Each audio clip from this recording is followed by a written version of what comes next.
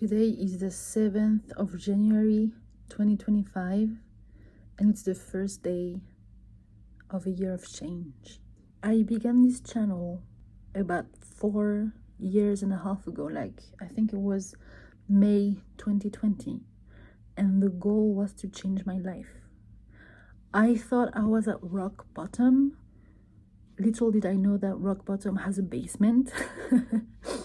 And so the goal was to change my life, document it, and maybe possibly build a community of people who want to change it and maybe inspire people. I don't know, because if I can do it, anyone can. But then the next 4 years were just as bad as 2020. I've tried many times to set goals, change my life, document it, share it with the world, and it never changed. But something clicked. So my goal is to evolve, have a 360 glow up physically, financially, job wise, mental health, everything. I want to better everything in my life, and I think I've been doing it wrong all this time. Last year I realized that I was stuck in freeze mode, possibly burnout, I don't know, but severe freeze, functional freeze. And I just decided to change my plan of action. So this year I will focus on progress, not perfection. I think perfectionism has stopped me from even beginning so many things, and I need to stop that. I just need to start and see. So this is me recording the process. I'm not even confident to show my face on camera yet. And I hope by the end of the year I will be happy enough that I can show my face and say, hey, I did it, you did it, we did it, and if you didn't yet, then you can. Here's to a new year of me changing my life, and it will be the last one. First of all, y'all, look at my shirt. Got it for Christmas. I know you're all jealous. Okay, so little update. We've made a huge step forward because I finally got diagnosed yesterday with a mental health condition that I was highly suspecting, but the fact that it got diagnosed means that I can now get proper treatment and proper therapy. And I know it's not going to be a miracle, but it's still help I needed. You see all these people and all these channels that say, my only regret about therapy is I didn't start sooner. I thought it was cliche, and it's actually true. I know for years I knew I had to get therapy, and I always made excuses. Some of them were valid, some of them not so much. And I feel very hopeful now. And the reason why I'm saying this is because for years I tried to get out of this functional freeze mode and nothing worked.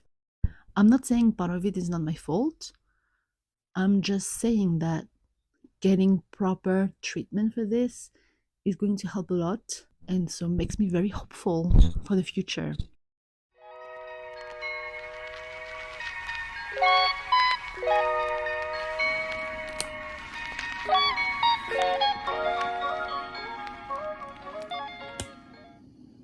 Today is my birthday, so I'm going to get ready to get lunch with my family, and I'm going to try to not do anything today to train myself to have rest days without feeling guilty of not being productive, because I think this is not helping anything. Rest is important just like the rest, so let's try to relax.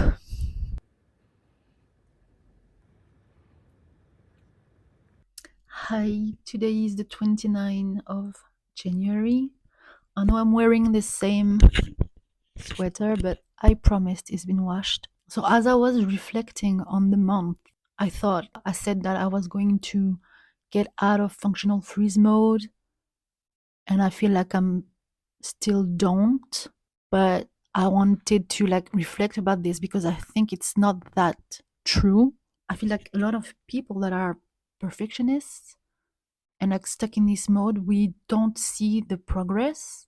So for example, I feel like even if I still haven't created a routine or something I want to do, like I still could identify my triggers. I got like medical help, and this is like a step forward that we should not forget. There's another thing that I've been thinking about all morning. So yesterday I found out that I have PCOS on top of my Hashimoto hypothyroidism. This I felt so discouraged. I thought like, why me? Why am I punished twice? Why do I have like double the struggle? And I thought like, hey, for once I'm not going to fight it. I'm not going to try to be productive. I'm not going to fight and suppress. I'm just going to allow myself to feel it, feel discouraged for a day, distress, calm my mind, and then tomorrow is another day and we can tackle the problem. Before, I would just spiral and just have a pity party, and I need to feel it, allow it, and see it as something positive, because identifying it means I can do something about it. And I think that's what happened also this whole month of, I was feeling like I did not get out of functional freeze mode, but I've been identifying the triggers and what happens in my brain when this happens. And so it's a step forward. Identifying it means I can do something about it. So time was not lost.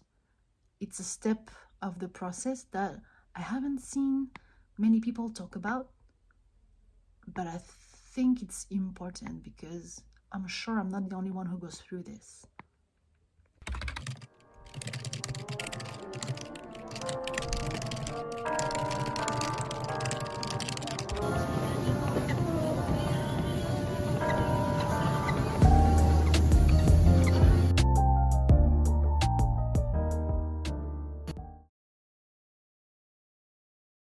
So it's been a hot minute. This project really did not go as planned.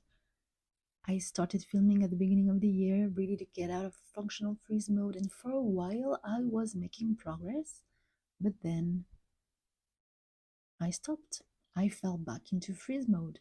And honestly, I almost did not upload this at all, but I decided against it.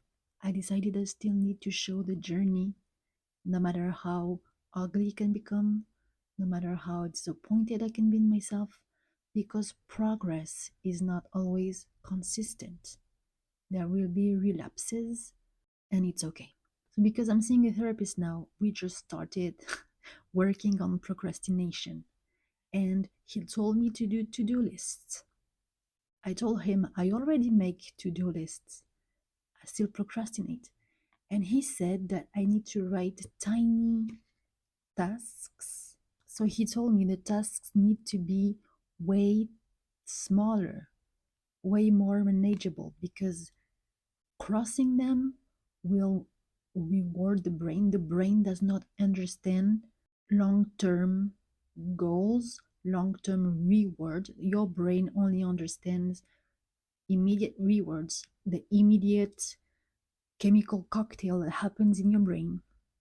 And so crossing out a task, even if it's very small, kind of retrains your brain into being happy and satisfied with what you're doing. So this is what I've been doing. And I'm going to continue showing progress starting from next month.